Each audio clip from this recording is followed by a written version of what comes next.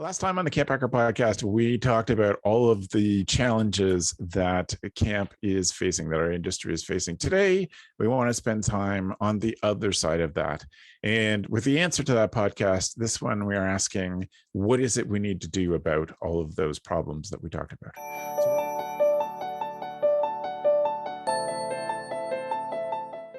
So we want to spend time today thinking about, now what do we do? We talked in our last episode about all of the potential problems, a lot of the blind spots, about putting our heads in the sand. And we want to spend time today thinking about, what do we do with that information? How do we be active participants in solving this? We know that there were lots of pressures on camp and problems with camp that we didn't even spend any time acknowledging last time, but there are definitely things that I think we can be smart about. We can be supportive of each other as people, experiment and try to figure things out. And I definitely want to always encourage people to be the kind of camp pros.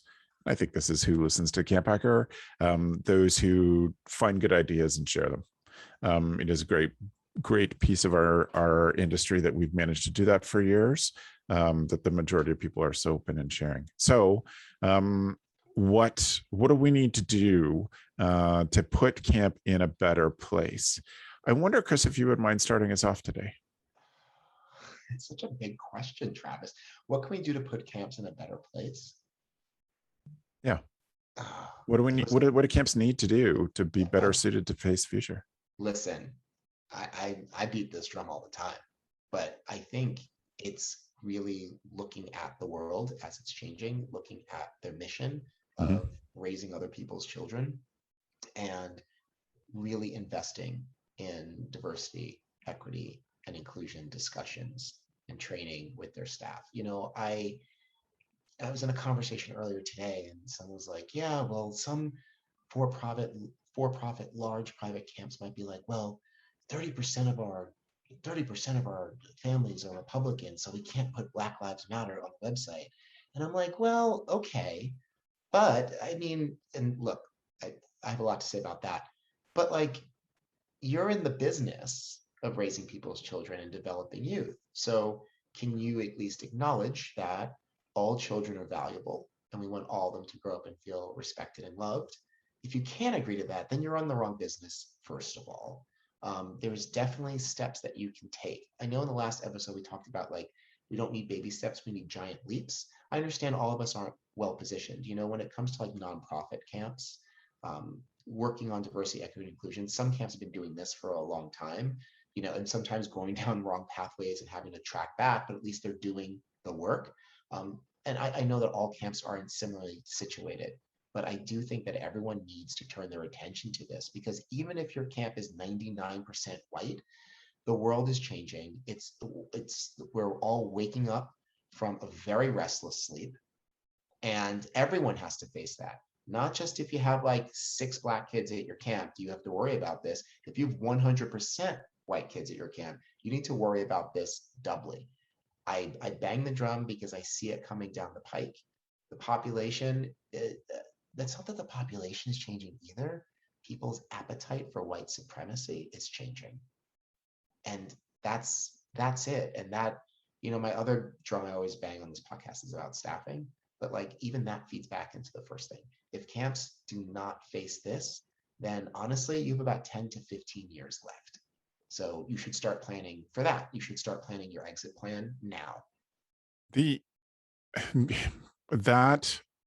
That thing that I've also heard, Chris, that it's, we have to be non-political, to serve our community or to serve the people who come to camp, which I think is bullshit.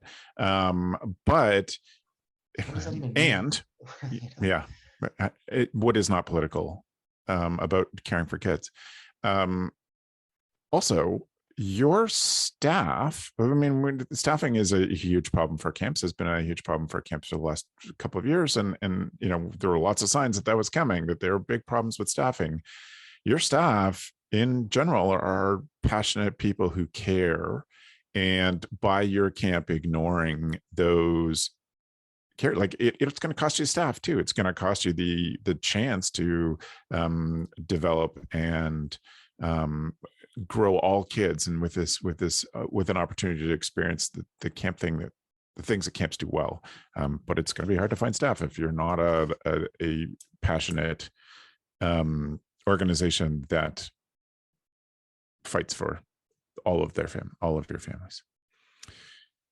Charlie, what have you been thinking about since we last recorded? Things that camps need to do to face the future? Well, I mean, what I was thinking just went out the window because Chris started talking, and then it pushed any of the things I was thinking about, and I was like, yes, Chris, that's it. He mentioned, so sorry, we're going with what Chris is direction here.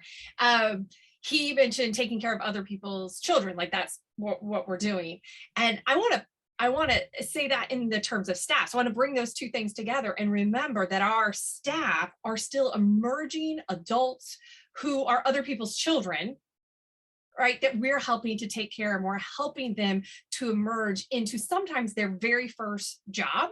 Not all, but sometimes it's their first job. And a lot of times, if you're a sleepaway camp, maybe it's the first time they're really going away for that long, where there may not be the breaks, depending upon what kind of camp. Obviously, we have day camps, we have all sorts of things. But I think that is what I'm thinking about the most. When we keep hearing, and I read, Chris mentioned in the last episode, the New York Times article. I read that too. My heart just, as you were, I mean, I was getting the feelings again as I was listening to that.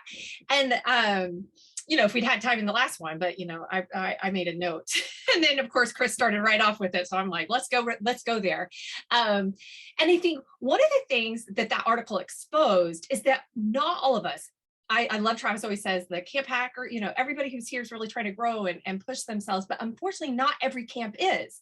So whether or not the camp that they were talking about was, that's not my argument. I have no idea. I wasn't there.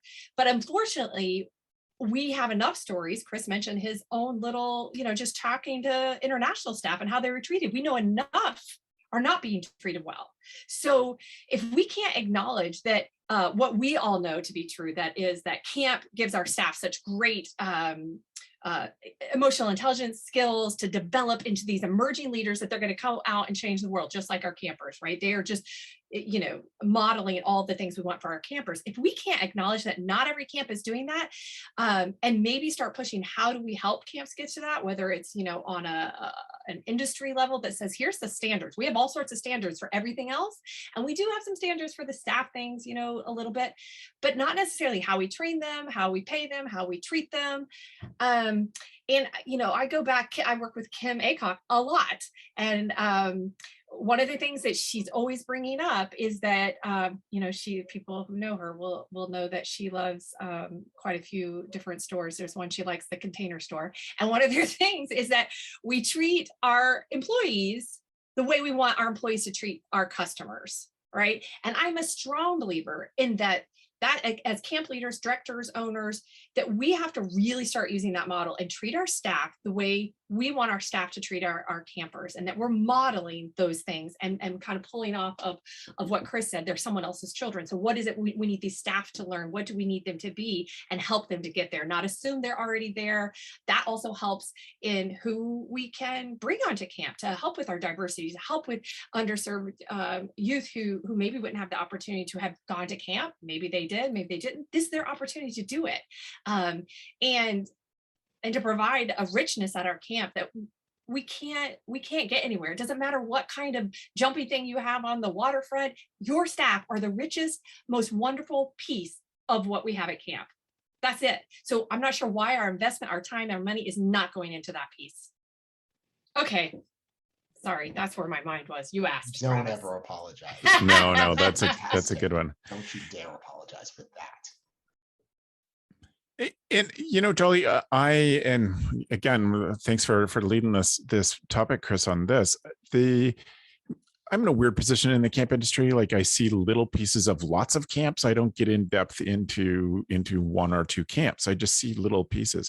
And I will tell you, it is a theme when people started having struggles with, much more awareness around staff mental health and staff struggles. When I hear about camps that before the pandemic, and certainly in 2021, those camps that have a hard time finding enough staff, There are camps that haven't had those problems. And they are camps that have invested in their camp culture. They've invested in their staff financially, in the culture of their staff. They've done exactly what Jolly described. They've done what Chris was talking about and put their effort into their staff. And that has meant so much less stress for them because they have people who are willing and able to step up. There are camps that will go into 2022 not having run for 2 years. And if they have been good at keeping their camp community going and keeping that connection going, then they have less to worry about than other staffs that have been like, yeah, other camps have just been, yeah, we shut down for 2 years and we're just going to start from scratch. It's going to be a huge difference for them. What do you think, Ruby? What's some good stuff that camps need to be doing and can be doing to take us in better, stronger directions?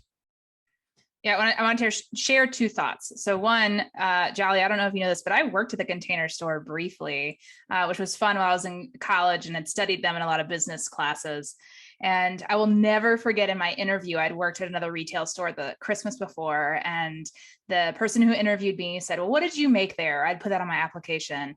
And she said, look, one of the Container Store values is that we really value our employees, and you are worth a lot more than $10 an hour. And then she told me what she was actually going to pay me. And I was like, oh, wow. No one's ever said that to me. So, I mean, I would consider saying that to staff this year, especially if you're considering raising wages, even if it's not as high as you want it to be, letting folks know that you recognize the value they're bringing. So I wanted to throw that in there. So here's what I've been mulling over since we recorded last. And that is, I wonder if there are things that we can do as an industry to be more modeled like the education system. And I want to recognize and call out that there are a lot of problems in the education system.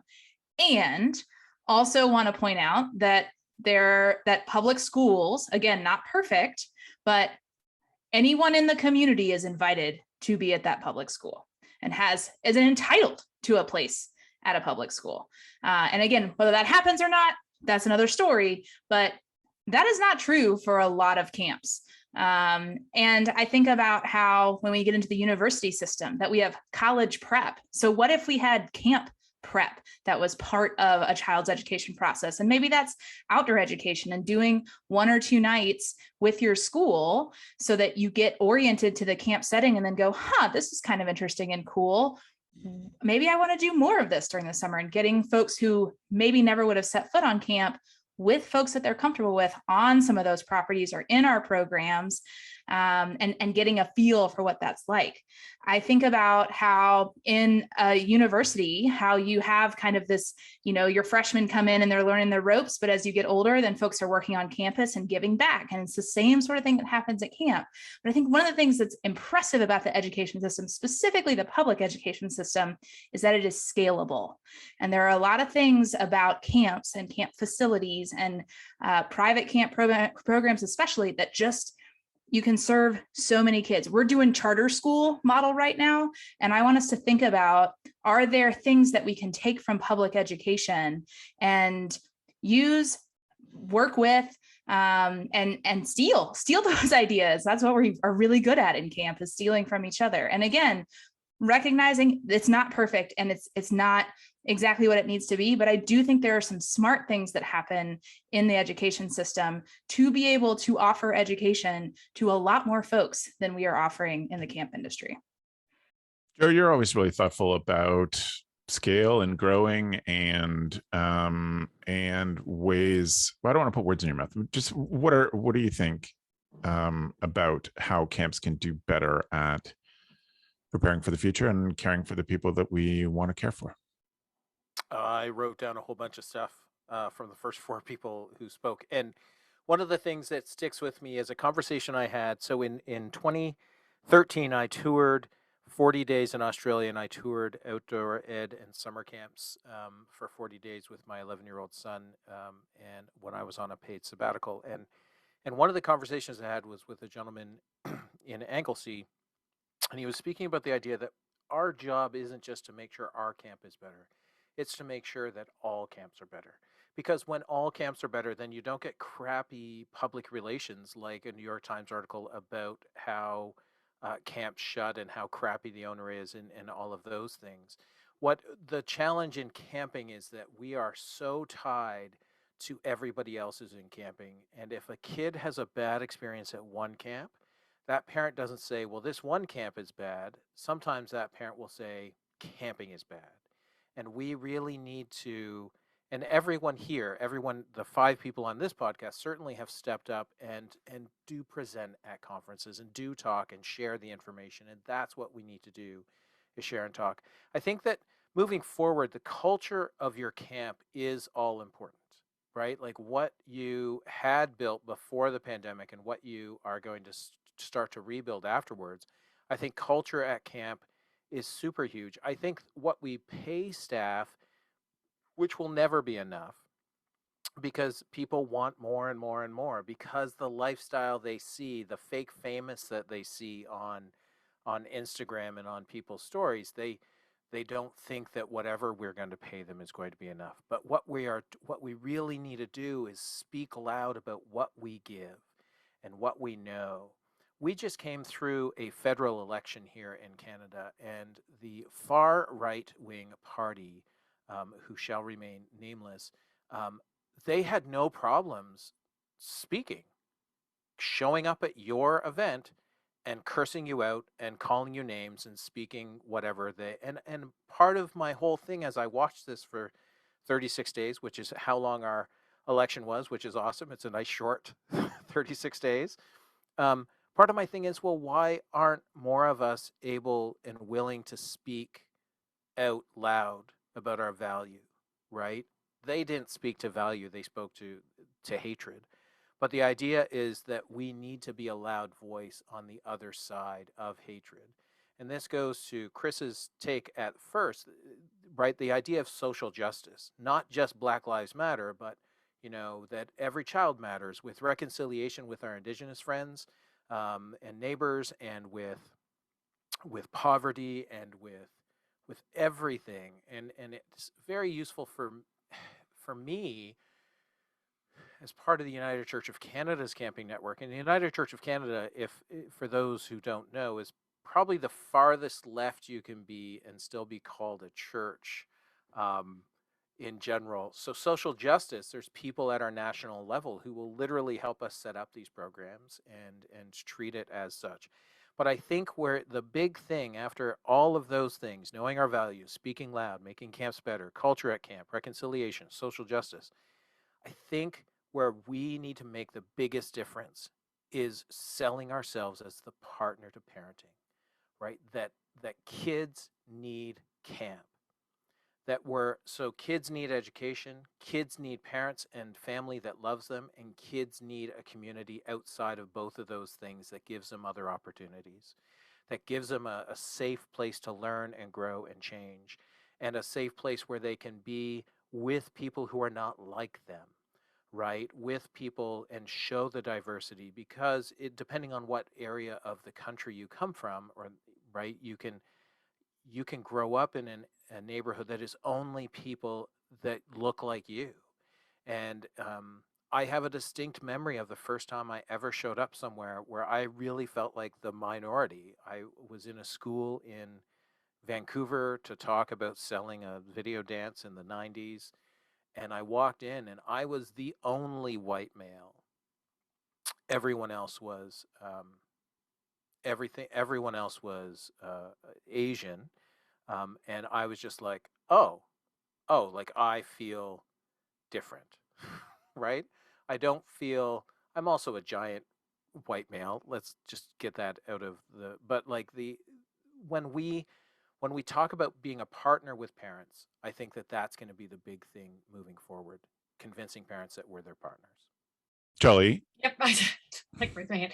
I think we could broaden that even more so by saying we're partners for personal growth, right? Because unfortunately, not all of our campers, all of our staff are going to have that. Like they don't have that parenting figure, role model. I mean, that would be ideal. I love the ideal of it.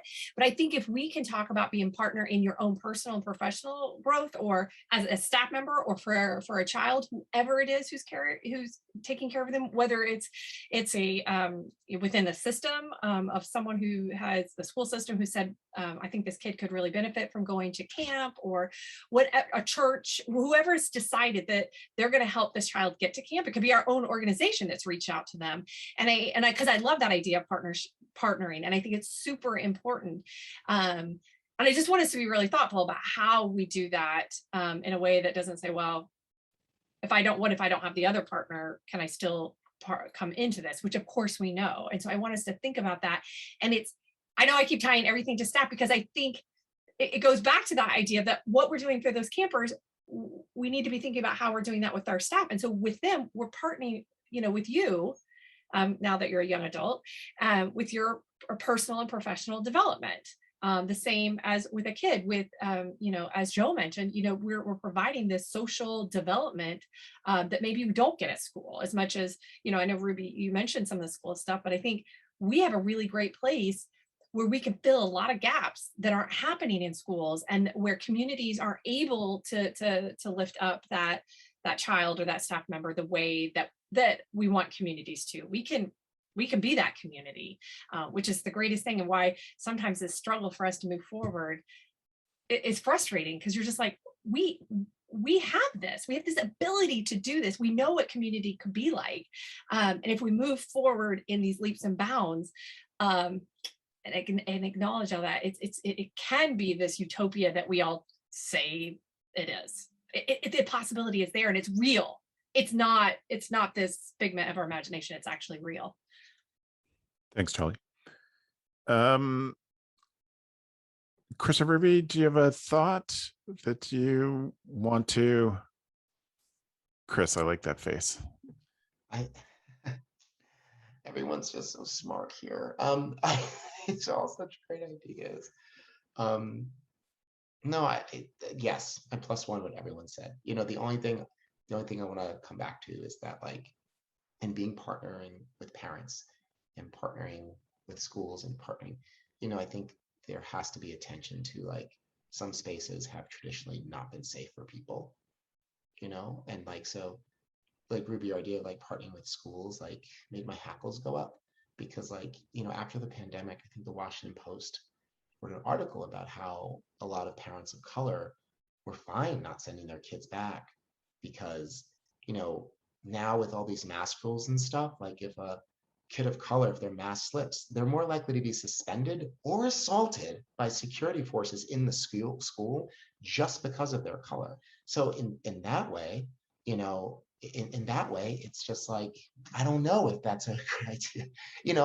What I'm trying to say is that we have to exorcise camp spaces of these particular demons. Slack did a study or a survey where they found a whopping 97% of Black people who are working remotely want to continue working remotely. 97%, because of the hailstorm of microaggressions that people of color are subjected to every day. And some of those people are parents who send their kids to camp, and we make the case, hey, we want to partner with you. Hey, we send your kid, we're going to help you raise your kid. That's tricky. That's really tricky. So going back to what I said at the top of the show, this is why this intervention is paramount, because we can't move anywhere else. We can come up with the best marketing strategy. The 5 of us can sit here and be like, okay, this is the magic bullet, and anyone who hears this, they're going to rip themselves apart to send their kid to camp. There are still people who would sooner rip themselves apart to not send their kid to camp. And this is why, is because we need to put attention to this. We need to make our organizations safe. We need to make our camp spaces safe for everybody. Chris, I love what you just said. And I think one of the things that brings up to me is the idea that I've heard talked about in the outdoor education and environmental education world, of that we so often focus on kids. But what if we are serving essentially like cradle to grave? Can we do more early childhood stuff? Can we do more family programs? Can we get more grandparents out at camp? And just more community members? Yes, we can, Ruby. Yes, we can. Right. Sorry to interrupt. No, and I ran a camp that we talked about family camp many times. And, as much as families said, yeah, we'll come to family camp, like they never did. They never actually put the money where their mouth was. And I think people are a little more open to that, at least in some circles, after seeing the pandemic and seeing a lot of camps run some sort of family programs. But your point about, 97%, oh my gosh. And is this a workforce we can tap into to run some virtual programming, again, to start to build some of that trust, And so it's paying attention to where folks are. And I think that's what the folks who are going to be really successful in innovating and surviving are going to be the folks who are willing to be nimble. And as Joe said earlier, try some stuff, and some of it may fail and some of it may work, but it is worth trying, because if we just sit where we are, it is not going to get the job done. Yeah. Yep. Yes, that's it, Travis. Yep. That was great, Ruby. That was really amazing. Yeah. I'm going to leave it there. There's so much more for us to talk about what camps need to do to face the future well and smartly, but I don't know how to do any of that better than what we've done on this particular topic today. So thank you. Thanks to the 5 of you for sharing your wisdom and being part of my camp circle. Makes me happy.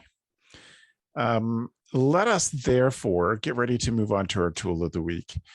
I do want to take a second and thank our sponsor, UltraCamp, for their support of Go Camp Pro podcasts, for their support of CampHacker in particular. We wouldn't be able to, we could have lots of Zoom calls and talk about things, but we certainly couldn't put out a show like this without the help of people like UltraCamp. So we want to thank them for that. I've said on UltraCamp spots before that UltraCamp has a great free download for you that I want you to check out. It's called the Marketing Toolbox. As you know, a passion of mine, marketing summer camp.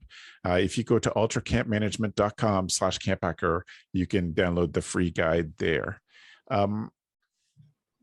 One of the things that makes UltraCamp a great viable option for camp databases is that the pricing with them is transparent and flexible, and allows you to take one stress off of you, the financial stress off of the managing all of the information that goes into running a summer camp.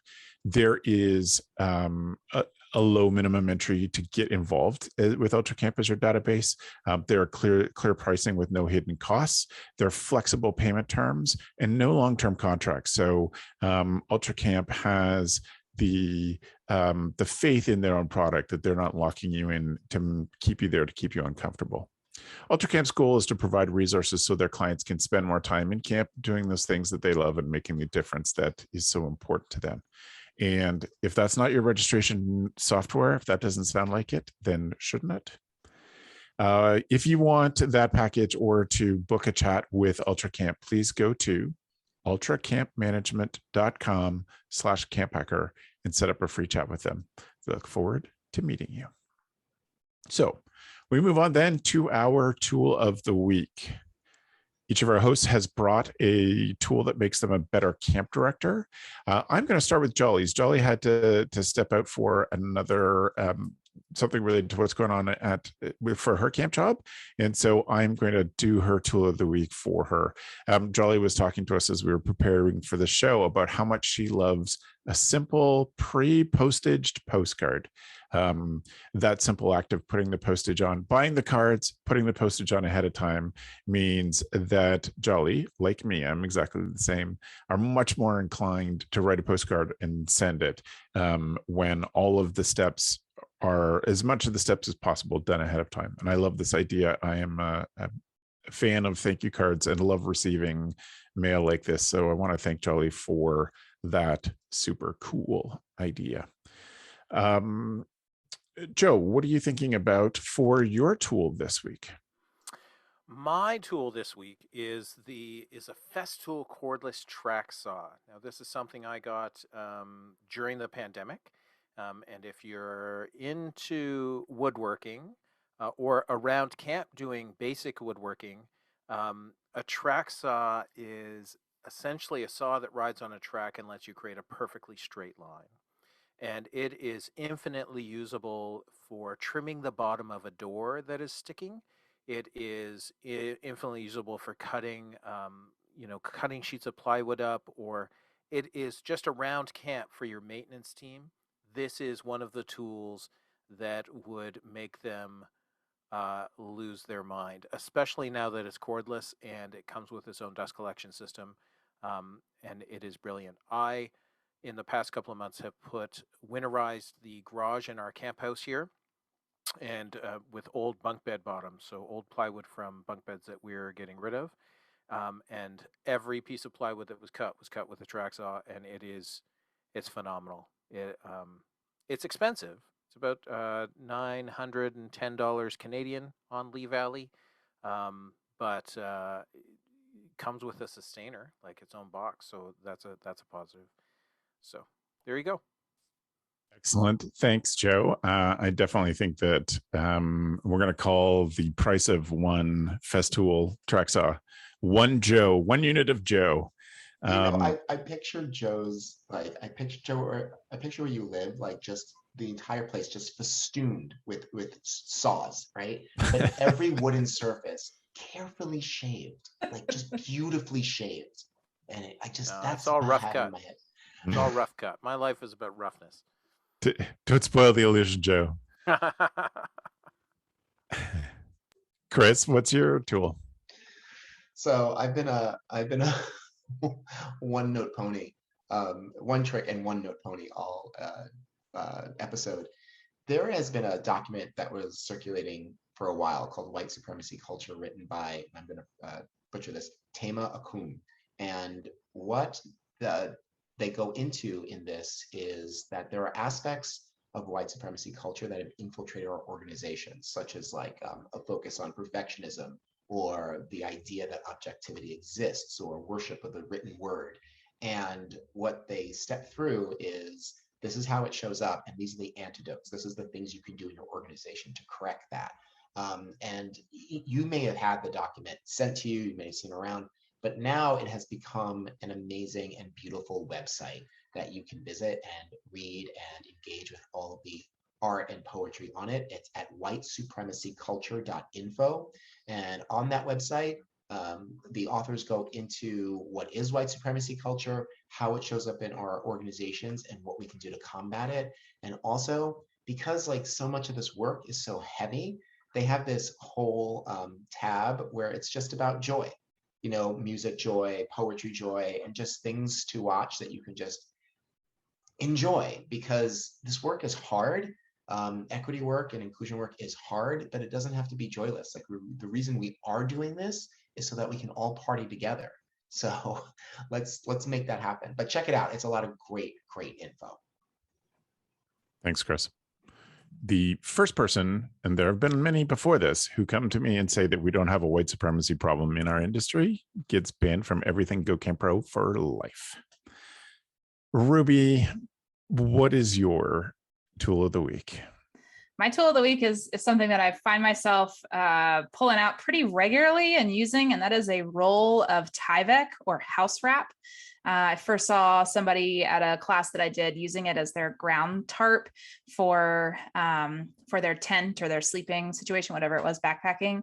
And it's brilliant because it's water resistant. It's very lightweight. It's easier to pack down than if you're just using like plastic for whatever projects. It's a lot easier to pack down, a lot more lightweight, and just has infinite uses. So I have a roll that I just keep, and periodically I pull out a bunch. I have a little pack that I carry, or like a little piece that's, I don't know, maybe 6 by 6 I can put down on the ground if it's really wet, and then put like a little sit pad on top of it if I'm teaching outdoors. Just a super useful tool and not super expensive, and so many uses. And if you are the camp that's lucky enough to have a shop, I bet there is a roll of Tyvex somewhere in that shop that's left over from some project or other. That's a great one, Ruby. It's good. Thank you so much. I'm glad you're here today, Ruby, because my tool comes, you're the one who introduced this to me. Ruby and I were having a discussion a year and a half ago about how we could all get together and listen to good music online. And we have been using a tool called Jukebox, which I know has been a tool the week before, but it's so good it deserves to be said again. And it is at jqbx.fm. You sign in with your Spotify account. You can have people, we have had people from certainly in Canada and the US, we've had people from England, we've had people from Scotland, we've had people from Nicaragua, all listening to the same music, taking turns DJing for each other. I love all of those evenings. I cherish them. It's so fun. It's fun to have a remote experience where people are not on video. So it's just text chat back and forth. It's fun to introduce each other and make all the connections to those who show up. I will say that our next one, I already know the theme of our next one is going to be headphones and harmonies. We've had party nights, we've had quieter nights, depending on when it is. But it's fun. We've had a covers night. All of those things are fun, and it's a great tool to bring people together. Again, you're together, but you don't have to be on Zoom. You don't have to be on camera. And so they're much more relaxing. And just every one of those has ended up with me dancing in the kitchen. Every one of those I've been to. And so that tool is free. You do have to have a paid Spotify account to use it, which is one of the drags of it. But an amazing idea to me to bring some of your staff together. If you find staff are disconnected or lonely, bring them together and encourage them to put in, their own weird cuts of music, just to help them get to know each other. It's a great tool for that. So I want to wrap us up. I want to thank Jolly for being here.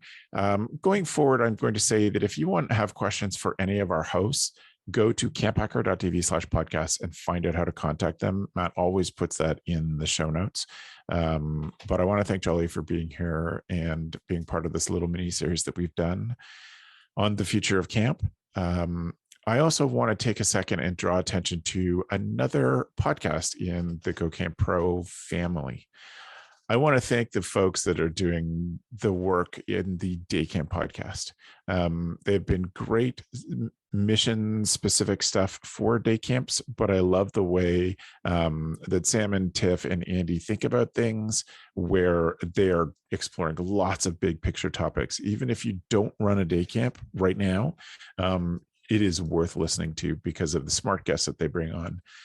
I think that some of the most important podcasts that Go Camp Pro put out last year came from the Day Camp Pod. They covered some amazing topics that I really believed helped the industry. So search on your podcast app for Day Camp Pod, and you'll find that show there. I want to take a second then to thank Matt, our executive producer of podcasting, who looks after us as we record these shows. We really appreciate the effort that he and all of our Go Camp Pro podcast editors do. They make a huge difference in the industry, and we want to celebrate them. And in conclusion, I want to say thanks for the evening, friends.